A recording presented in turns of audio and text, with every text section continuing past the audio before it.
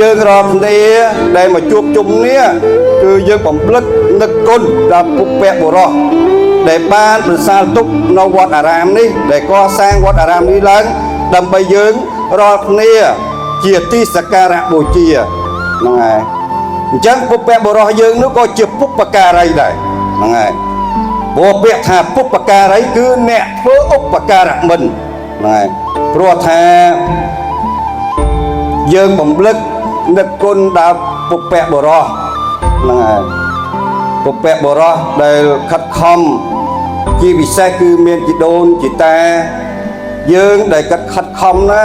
កសាងនៅអារាមដ្ឋានពុះពៀរាល់ឧបសគ្គណាទាំងពុព្វបុរសផ្នែកខាងក្រហមផងទាំងសមណៈបុរសផងសមណៈផងដែលខិតខំប្រឹងនឹងដើម្បីសាង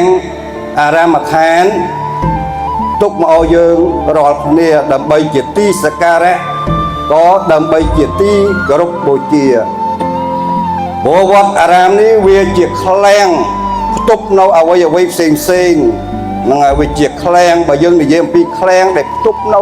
គ្រឿងហ្នឹងវាមានច្រើនដែលមានឃ្លាំងផ្ទុកនៅគ្រឿងអវុធមានឃ្លាំងដែលផ្ទុកនៅ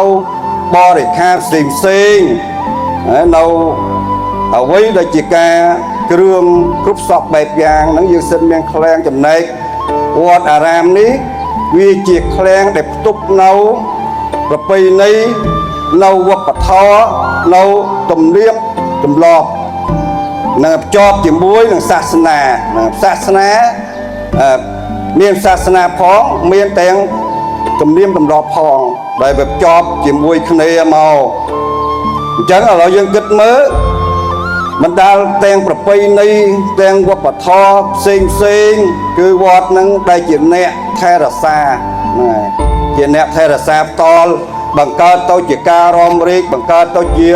ដូរតន្ត្រីបង្កើតទៅជាប្រពៃណីផ្សេងអញ្ចឹងវត្តអារាមនេះជាមិនមែនតែពុទ្ធសាសនាមួយក៏ជាកន្លែងដែលផ្ទុកនៅវប្បធម៌នៅប្រពៃណីជាតិ